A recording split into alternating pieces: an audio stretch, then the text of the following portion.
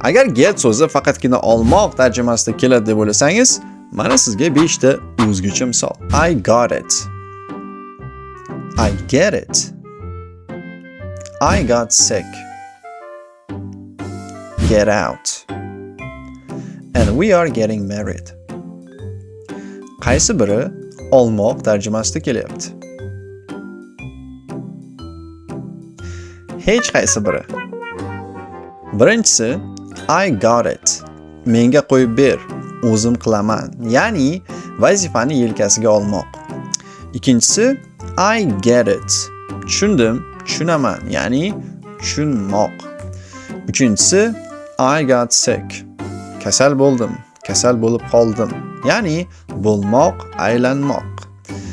To'rtinchisi get out.